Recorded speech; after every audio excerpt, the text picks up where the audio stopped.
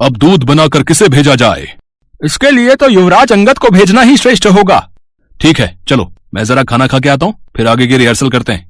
रामलीला की रिहर्सल से ब्रेक मिलते ही सारे कलाकार खाने पीने चले जाते हैं, लेकिन पंकज वहीं रुककर अपने डायलॉग्स की प्रैक्टिस करने लगा।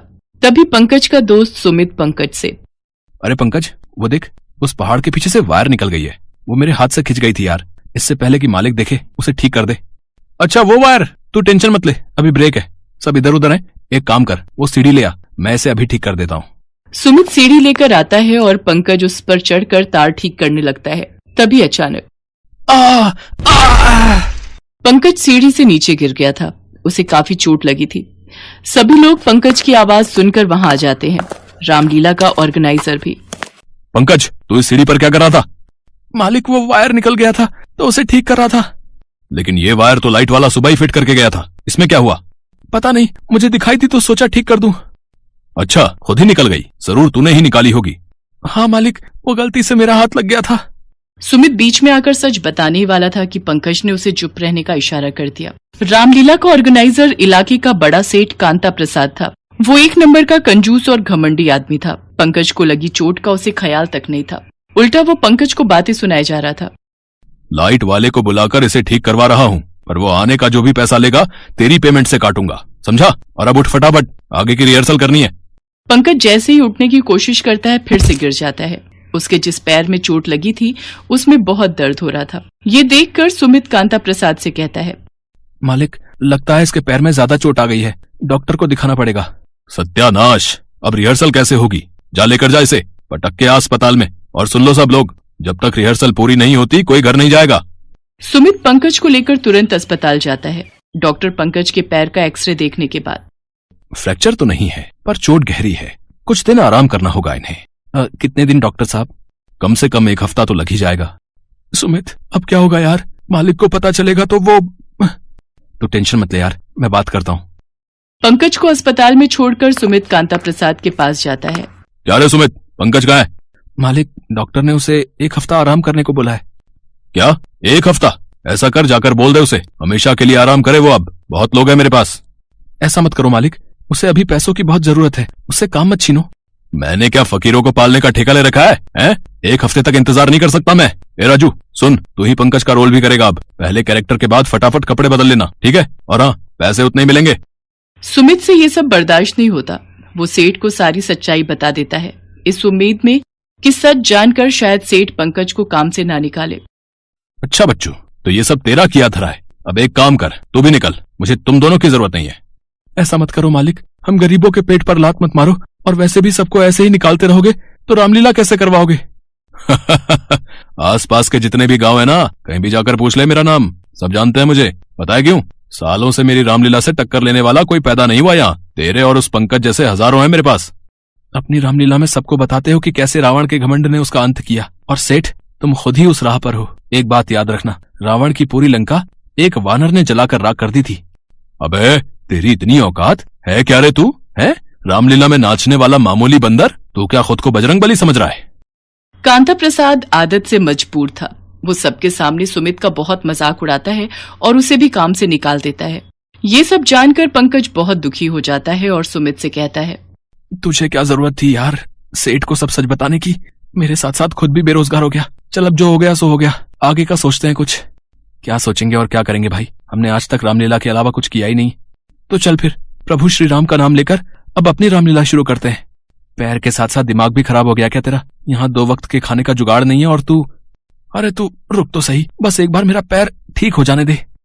करीब 1 हफ्ते तक आराम करने के बाद पंकज चलने फिरने लगता है। फिर वो सुमित से कहता है, सुमित जा जरा वो संदूक उठा कर ला। ये ओहो, कितनी धूल जमी है इस पर, है क्या इसमें? हमारी रामलीला के किरदार। सुमित पंकज की बात सुनकर चौंक जाता है। वो तुरंत संदूक खोलता है। उसमें काफी सारी कठपुतलियां रखी हुई थी, जिन्हें देखकर वो सारी बात समझ जाता है। पंकज और सुमित बचपन के दोस्त थे। दोनों बचपन से रामलीला करते हुए ही बड़े हुए थे। दोनों बचपन में कठपुतलियों से खेलते थे और उन्हें रामलीला का किरदार बनाकर अपने डायलॉग्स याद करते थे।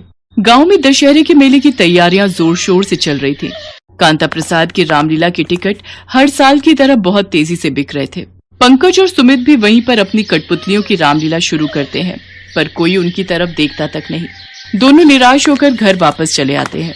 पंकज पूरी रात सोचता है और फिर अगली सुबह। अरे पंकज, ये क्या कर रहा है? तू बस देखता जा, मैं क्या करता हूँ। पंकज एक बोर्ड बना रहा था जिस पर उसकी रामलीला देखने वालों के लिए बहुत बढ़िया ऑफर था, जिसके मुताबिक लोगों से रामलीला के टिकट के पैसे तभी देने थे जब उन्हें रामलीला पसंद आए। पंकज ने बड़ा दाव लगाया था, जो सही लग भी गया। लोग उसकी रामलीला देखने आने लगे। पंकज और सुमित की भले ही कांता प्रसाद को कद्र नहीं थी, लेकिन वो दोनों वाकई बढ़िया कलाकार थे। वो रामलीला के सभी किरदारों की आवाज खुद ही दे रहे थे और साथ ही कठपुतलियों को भी बहुत अच्छे से चला रहे थे। लोगों ने खुश होकर टिकट के पैसे देने शुरू कर दिए और धीरे धीरे लोग बड़ी तादाद में पंकज और सुमित की रामलीला देखने आने लगे। खास तौर पर बच्चों को ये रामलीला बहुत पसंद आ रही थी। ये सब देखकर कांता प्रसाद बुरी तरह चिढ़ गया। वो अपने कुछ आदमियों को भेजकर पंकज और सुमित का स्टेज तुड़वा देता है। पंकज को इस बात से बहुत गुस्सा आता है। वो कांता प्रसाद से जाकर कहता है, ये आपने बहुत गलत किया, बिगाड़ा क्या हमने आपका? अरे तुम कल के सपोले मेरे आगे फन फैला रहे थे, जानते नहीं कौन हूँ मैं? अच्छी तरह जानते हैं, पर आप हमें नहीं जान पाए अब तक। हमारे पास आपके जितना पैसा भले ना हो, लेकिन अच्छाई और सच्चाई की ताकत भरपूर है। आप हमारा स्टेज तोड़ सकते हो, पर हमारा हौसला नहीं। आए बड़े। पंकज और सुमित हिम्मत नहीं हारते। अब वो एक बैलगाड़ी के पीछे टेंट लगाकर उसमें रामलीला का मंचन करने लगते हैं। पहले तो वो सिर्फ मेले में रामलीला दिखाते थे, लेकिन बैलगाड़ी से अब वो गांव-गांव घूमकर अलग अलग मेलों में अपनी कठपुतलियों की रामलीला दिखाने लगे। धीरे धीरे सिर्फ गांव ही नहीं, बल्कि शहरों में भी उनके काम की चर्चा होने लगी। फिर एक दिन, अरे सुनिए, इस गांव में वो कठपुतली वाली रामलीला कहाँ होती है? कौन करवाता है? अरे वो तो हमारे पंकज और सुमित करते हैं। ये अगली गली में उनका घर है। वैसे आप कौन हो भैया? मैं शहर से आया हूँ, मुझे आपके गांव की मशहूर कठपुतलियों की रामलीला देखनी है। गांव वालों की मदद से विपुल जल्दी ही पंकज और सुमित के पास पहुंच जाता है। घर के अंदर रंग बिरंगी कठपुतलियों को देखकर वो कहता है, मतलब मैं सही जगह आ गया हूँ। जी आप कौन है? क्या आप ही पंकज हैं? और आप शायद सुमित होंगे। जी हाँ, पर आप कौन है और आप हमें कैसे जानते हैं? मेरा नाम विपुल है, शहर से आया हूँ। आपकी कठपुतलियों की रामलीला के बड़े चर्चे हैं शहर में, तो बस मैं और मेरी टीम दशहरे पर आपका शो शहर में कराना चाहते हैं। क्या आप सच कह रहे हैं? विपुल उन दोनों को शो के लिए एडवांस पैसे देता है। पंकज और सुमित बहुत खुश थे। वो शहर जाकर अपना शो करते हैं, जिसके लिए उन्हें खूब तारीफ मिलती है। जल्दी उन दोनों के शो के होर्डिंग्स हर जगह लग जाते हैं। पूरा गांव उनकी तारीफ कर रहा था। फिर एक दिन, चल जल्दी कर पंकज, ट्रेन का टाइम हो रहा है। बस आया। दोनों शहर में अपने अगले शो के लिए जा रहे थे। तभी रास्ते में उन्हें कांता प्रसाद दिखाई देता है, जिसकी रामलीला पूरी तरह चौपट हो चुकी थी। अरे सेठ जी, कैसे हैं आप? ठीक नहीं हूँ पंकज। सेठ जी, हम शहर जा रहे हैं अपनी रामलीला दिखाने। पता है मुझे, सिर्फ गांव में नहीं बल्कि शहर में भी तुम दोनों का काम बोल रहा है। अब तो आपको पता चल गया ना कि वानर क्या कुछ कर सकते हैं। मुझे अपने किए की सजा मिल गई है। जिस रामलीला पर मुझे इतना घमंड था, अब उसे देखने कोई नहीं आता। मैं पूरी तरह बर्बाद हो गया। मैं बहुत शर्मिंदा हूँ। तुम दोनों के साथ मैंने बहुत गलत किया। सेठ जी, जो हो गया उसे भूल जाते हैं। आप हिम्मत रखिए, हम अपना शो करके वापस लौटते हैं, फिर आकर आपसे मिलते हैं। हमें आपकी मदद करने में बहुत खुशी होगी। पंकज की बातें सुनकर कांता प्रसाद की आंखों में आंसू आ जाते हैं। देर से ही सही, लेकिन कांता प्रसाद को अब ये समझ आ गया था कि चाहे किरदार छोटा हो या बड़ा, अहमियत किसी की कम नहीं होती। बहुत समय पहले की बात है। भरतपुर नामक गांव में चंदन नाम का एक लड़का रहता था। वो स्वभाव से बहुत आलसी था, परंतु उतना ही वो भोला भाला भी था। वो दिन भर कोई काम नहीं करता था, बस सारा दिन खाना और सोना ही उसकी आदत थी। उसके परिवार के सदस्य भी उसे जब काम करने के लिए कहते तो वो बहाना बनाता। ऐसे ही एक दिन, अरे चंदन, जब देखो तब सोया रहता है। आलस छोड़ और जाकर कोई काम कर। तेरा भाई लाखन सही कह रहा है चंदन, तुझे कोई काम ढूंढना चाहिए। कब तक तेरा भाई अकेले मेहनत करता रहेगा? आप सबके ताने सुन सुनकर तो मैं तंग आ गया हूँ। कोई तो स्थान होगा जहाँ मुझे बिना कोई काम किए भोजन मिलता रहे। अब मैं कुछ दिनों के लिए गांव से बाहर घूमने जा रहा हूँ। इतना कहकर चंदन घर से निकल पड़ा।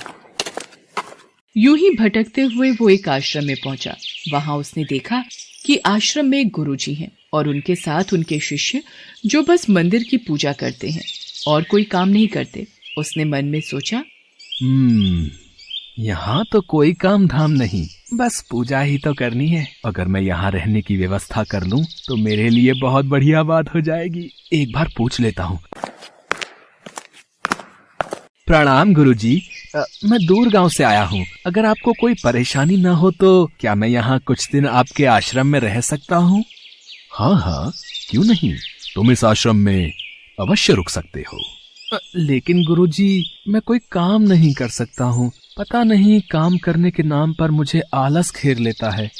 तो यहाँ कोई काम नहीं करना है, बस पूजा करनी होगी। ठीक है गुरुजी, वो तो मैं कर लूंगा। उस दिन से चंदन गुरुजी के आश्रम में रहने लगा। न कोई काम न कोई धाम, और समय पर खाने को भोजन भी प्राप्त हो जाता था। इसलिए चंदन पूजा पाठ पूरी लगन से करता था और प्रभु भक्ति में भजन गाता था। ऐसे ही चंदन को आश्रम में रहते महीना भर हो गया था। एक दिन चंदन पूजा पाठ के सभी कार्य करके जब भोजन करने रसोई में गया। अरे, आज तो रसोई में खाने की कोई तैयारी ही नहीं है।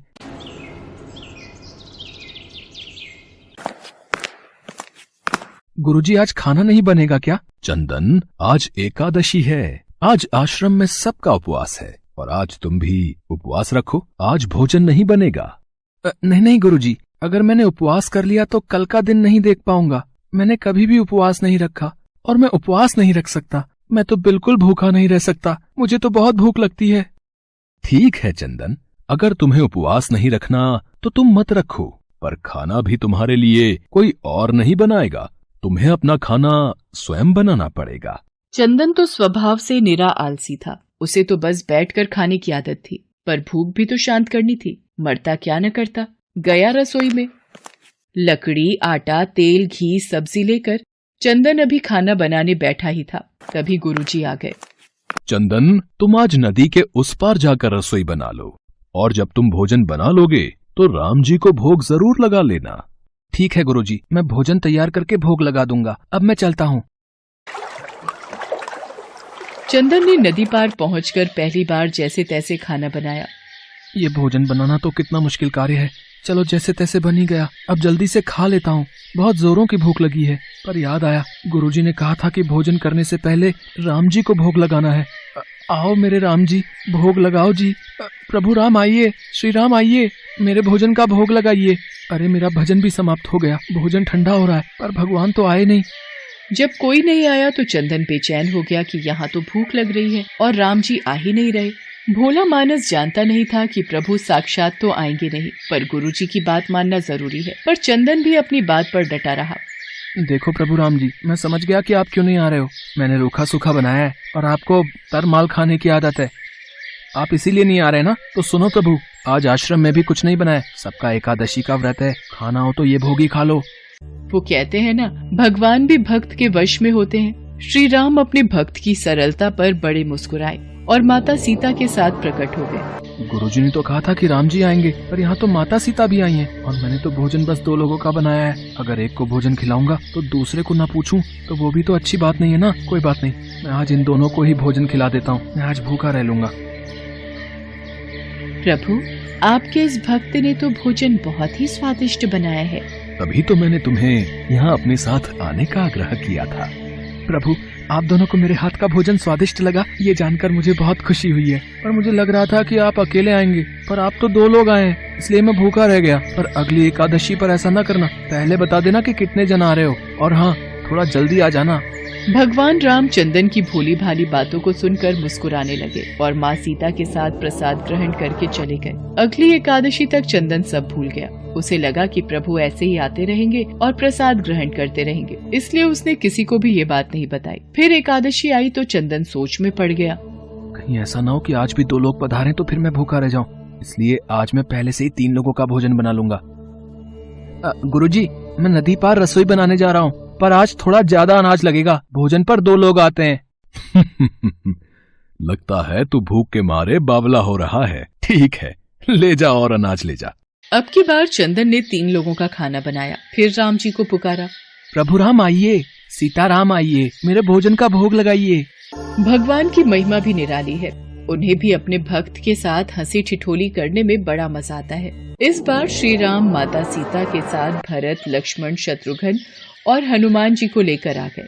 अरे ये क्या, एक का भोजन बनाया तो दो आए, आज दो का भोजन बनाया तो पूरा खानदान आ गया। लगता है आज भी भूखा ही रहना पड़ेगा। चंदन ने सबको भोजन खिलाया और बैठे बैठे देखता रहा। अनजाने ही उसकी आज भी एकादशी हो गई। फिर अगली एकादशी पर चंदन ने गुरुजी से कहा, गुरुजी, ये आपके प्रभु राम जी अकेले क्यों नहीं आते? हर बार कितने सारे लोग ले आते हैं, इस बार अनाज ज्यादा देना। ये चंदन हर बार मेरे से अनाज बढ़ा कर ले जाता है, कहीं ये अनाज को बाजार में बेचता तो नहीं है। मुझे इसके पीछे जाकर देखना पड़ेगा। ठीक है चंदन, भंडार में से जितना अनाज चाहिए ले लो। चंदन जब अनाज लेकर नदी पार चला गया तो गुरुजी भी छुपकर उसे देखने चल पड़े। इस बार भोजन पहले नहीं बनाऊंगा, पता नहीं कितने लोग आ जाएं। पहले बुला लेता हूँ फिर बनाता हूँ। प्रभु राम आइए, श्री राम आइए, मेरे भोजन का भोग लगाइए। देखते ही देखते सारा राम दरबार मौजूद हो गया। राम जी मुस्कुराए, सीता माता भी गदगद हो गई चंदन के मासूम जवाब से। प्रभु ये क्या, हम सब तो आपके साथ यहाँ पर भोजन के लिए पधारे हैं, पर यहाँ पर तो प्रसाद तैयार ही नहीं है। प्रभु इस बार मैंने ना खाना नहीं बनाया। क्यों चंदन, आज तुमने हमारे लिए प्रसाद क्यों नहीं बनाया? राम जी भोजन बनाकर क्या फायदा, मैं तो भूखा ही रहूंगा, फिर क्या फायदा बनाने का? आप ही बना लो और खुद ही खा लो। क्या करें भैया, भक्त की इच्छा है, पूरी तो करनी ही पड़ेगी। चलो लग जाओ काम पर। लक्ष्मण तुम लकड़ी काट लो, देवी सीता तुम आटा गूंथ लो, मैं चूल्हे की तैयारी। राम जी के साथ सब मिलकर रसोई बनाने लगे। चंदन एक तरफ बैठकर देखता रहा। माता सीता राम जी के साथ जब रसोई बना रहे थे तो कई ऋषि मुनि व यक्ष गंधर्व प्रसाद लेने आने लगे। यहाँ तो कोई दिखाई नहीं दे रहा, ये बिना भोजन बनाए अकेला भूखा क्यों बैठा है? चंदन बेटा क्या बात है, खाना क्यों नहीं बनाया? गुरुजी आप, अच्छा किया गुरुजी आप आ गए। देखिए कितने लोग आते हैं प्रभु के साथ। मुझे तो यहाँ पर कुछ नहीं दिख रहा सिवाय तुम्हारे और अनाज के। एक तो इतनी मेहनत करवाते हैं प्रभु, भूखा भी रखते हैं, और ऊपर से गुरुजी को दिख भी नहीं रहे। ये और बड़ी मुसीबत है। राम जी आप गुरुजी को दिख क्यों नहीं रहे? चंदन मैं उन्हें नहीं दिख सकता। क्यों? गुरुजी तो बड़े पंडित हैं, ज्ञानी है, विद्वान है, उन्हें तो बहुत कुछ आता है, उनको क्यों नहीं दिखते आप? माना कि उनको सब आता है, पर वे सरल नहीं हैं तुम्हारी तरह, इसलिए उनको नहीं दिख सकता। गुरुजी प्रभु कह रहे हैं कि आप सरल नहीं हैं, इसलिए आपको नहीं दिखेंगे। वाकई मैंने सब कुछ पाया, पर तुम्हारी तरह सरलता नहीं पा सका, और प्रभु तुम मन की सरलता से ही मिलते हैं। पर हे प्रभु श्री राम, मेरी आपसे विनती है कि मुझे अपने दर्शनों से कृतार्थ करें। प्रभु श्री राम प्रकट हो गए और गुरुजी को भी दर्शन दिए। इस तरह एक भक्त के कहने पर प्रभु ने रसोई बनाई। गुरुजी समझ चुके थे कि चंदन मन का बहुत ही भोला भाला है और भगवान तो अपने भक्तों के सच्चे प्रेम को लालायित रहते हैं। चंदन को भगवान के साक्षात दर्शन की बात सुनकर उसकी माता और भाई भी बहुत गर्वित होते हैं। चंदन अब घर लौट आया था। वो अपनी माँ और भाई के कामों में भी हाथ बटाने लगा था। उसे विश्वास था कि वो जो भी भोजन बनाएगा प्रभु श्री राम उसे जरूर खाने आएंगे।